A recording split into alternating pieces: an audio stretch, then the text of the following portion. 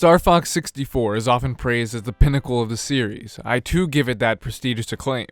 But it goes a bit further for me, as I can't help myself but look upon its design more fondly than most any other game I've experienced. That tight, on-rails control and engaging presentation, it simultaneously comes off as ambitious and simple, epic and corny, tense and freeing. Ha! You did it! Considering Nintendo's legacy of content, it has a quite surprising focus on cinematic elements which usually Nintendo fans deride competitors for focusing too heavily on, me being one of those fans. At its core, Star Fox 64's most cinematic moments are only as effective as they are due to their synergy with its gameplay. Simply put, Nintendo does it better. Let me explain. So you're a game designer and want your game to feel like a movie. 3 options. You make your gameplay cutscenes, you make your cutscenes look like gameplay, or number 3, make a bunch of cutscenes and don't tie them in with your gameplay at all. Well, there is a 4th option, but that would require a look at Star Fox 64 to define. Spoilers, the 4th one is the best choice.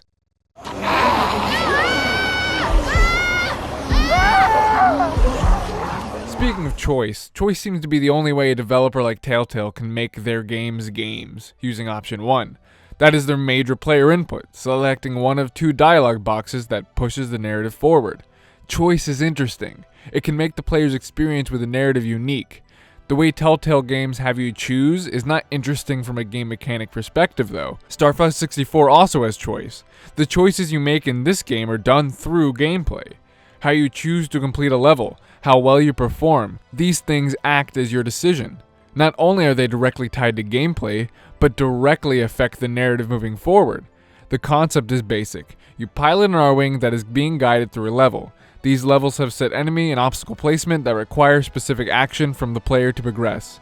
As you see here in the first level, Corneria, if you do not shoot the doors as you go through, you will take damage. You do, however, continue on through instead of coming to a complete stop. This game encourages you to move on and live with your mistakes. A choice was made. Do you take the bomb plasma or the laser upgrade? There are also hidden objectives that open new routes or spawn new enemies/items that change your experience. The choices have become meaningful. This aspect adds layers to an already completed level, encouraging the player to experiment with the route they choose to traverse. If you fly through this building, a new horde of enemies appears that otherwise wouldn't. Defeat them and your scores improve. If you improve your score enough, like in Sector Y, if you reach a score of 100, you get the ability to play the Aquas level, changing the path of your story. We're heading for Aquas. Report in. All aircraft report. Fly through all the hoops in Corneria and unlock an alternate boss, which leads you down an alternate path. It doesn't tell you this is the way to unlock the second ending, and the easier way through this section is just to fly over the rocks and enemies. But there is something naturally enticing about this peculiar set of challenges. The archways are low to the ground and just big enough to accommodate the R-Wing, almost challenging the players with the way they're shaped to test their flight skill. Once you get through a few, Falco has an audio cue to alert you that you've done something important. Pretty smooth flying, Fox. His compliment encourages you to continue through the archways flawlessly. Falco motivates the player here due to how his personality clashes with Fox's. His constant smart aleck remarks, infused with this unimpressed sarcasm you want to show off.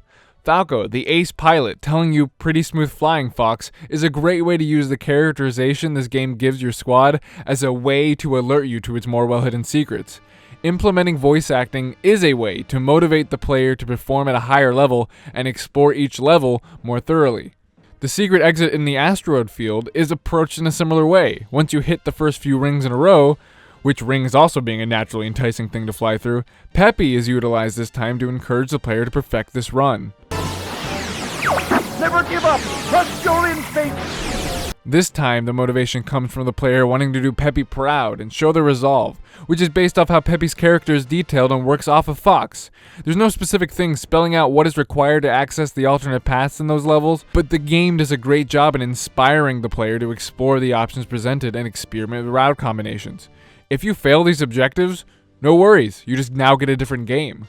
We take 2 dialogue boxes and extrapolate this concept to several different actions, inputs, and conditions using the gameplay as a disguise.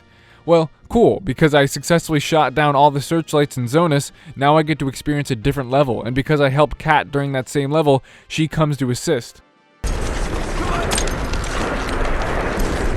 Option 2 is your QuickTime event fiasco, which clearly Star Fox doesn't do. This option is sacrificing your gameplay sophistication for a completely tailored experience. It essentially is a cutscene, but how Star Fox 64 gets around that option is to make the level design linear over making the player's options linear. That way it can present a more specific experience without ignoring player choice. QuickTime events do not allow choice, which I feel I have shown how important that aspect is to this game. Did you get her? With those abilities. Maybe you go with option 3. Just have your gameplay segments and your story segments separate. Try your best to make each one of them interesting on their own. However, they don't mix too well and the transition between them can be jarring.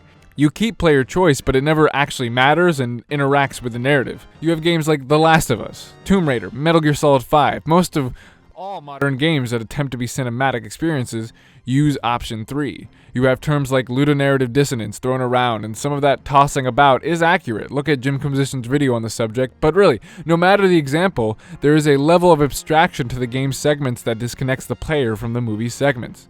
You are going to move from gritty realistic cutscene to a bunch of video gamey chest-high walls. You are going to meander for hundreds of hours in MGS5 between encountering any relevant story in which you have lost all investment for, because the fact that you are meandering for that long makes the story feel less urgent and important than it presents itself to be. Not only does an on-rails game prevent that specific dissonance from occurring, but the controls of Star Fox 64 are impressively immersive. The controls of the game mimic exactly what the characters in the world would be doing. Having inverted up and down movement, utilizing a joystick is an immersive control scheme for a game like this. There isn't much abstraction from input to action. A lot of what would be going on in the cockpit for Fox would be similar, just on a different scale. That combined with how adept Star Fox 64 is at setting a tone, and the story really is the game as well. Music, graphics, and dialogue play an important role, but how Nintendo designs the game around a tone is imperative. The most obvious example is the entire level of Solar. This level uniquely introduces a mechanic that the closer you bring your R-Wing to the bottom of the screen, the faster your health is chipped away. The subtle warning alerts on your R-Wing growing louder the closer to the lava you are, your teammates visibly taking damage when they communicate. It is incredibly effective at instilling fear and urgency into the player. The entire level feels as uncomfortable as the characters in the game feel. I would go as far as to say that this level does feel hotter than any other level. Now, fundamentally, that isn't true, but through the game's mechanic, it is able to better capture and relay the feelings of the level design. There's an intensity to it that none of the others have, as it constantly has you trading between risking your health to pick up more. There is a constant game of chicken that tests your ability to stave off death. It has you pushing up as hard as you can, well, down actually. When these big waves of lava come at you, you feel like Fox desperately pulling on the controls. The number of cutscenes in Star Fox is actually pretty minimal. Most of all the storytelling is told throughout the levels. In Area 6 you see Venom in the distance growing larger as you continue to get closer. The characters radioing in to add some dialogue pertaining to the situation. Starwolf showing battle damage in their character art. Well, that only happens if you're able to fight them in the good ending version of Venom. That's right, boss fights in Star Fox 64 have an incredible sense of dread. They always seem to let you fly adrift. The enemies go away, the soundtrack dissipates, and it's just the hum of your R-Wing left there to hang. Slowly from behind, the boss will enter the screen, set above the player. They always have a formidable presence. The lack of obstacles and enemies is unsettling, as that's what the game is about. And when they disappear, the player is taught to expect a boss. They cast an intimidating shadow over Fox. In Landmaster levels, this is even better accomplished being stuck to the ground and having the boss hover over you. What's great about this initial shock felt when a boss enters the screen, it takes some time to adjust, learn its patterns, and adapt to their weaknesses, thus rendering your first playthrough of a boss similar to your first run through a level. Inefficient. Your score during boss battles is affected by the speed at which you dispatch them. This scoring method leads boss battles to becoming more advanced versions of what you do in a level, which is what a boss battle should be. You start to cultivate a certain routine in attacking a boss, memorizing their pattern, and all the while your teammates are fighting off smaller enemies, cheering you on, and displaying the enemy's health gauge. This constant presence of your team is supposed to be something the players incentivized to keep protected because they like their other team members and their banter. Sometimes if you don't beat the boss fast enough, like in Sector X, a new story event occurs where you must go and save Slippy from Titania instead of moving to Macbeth. There's so many little things about this game that encourage multiple playthroughs, which is why I will defend its length. Star Fox 64 can take about an hour and a half to beat once, which if you're attempting to make a cinematic experience, that is the perfect length. I want to partake in this movie-like experience, it shouldn't take 50 hours. But I also want to partake in it, so let me play a fun game as well. But also let me have the freedom to do what I want. Now, if your game is that short, how do you make that worthwhile to the consumer? Well, you make the pass different. You can get 5 different versions of the same movie. Isn't that cooler? Combine that with nice level variety designed by the best level creators in the business.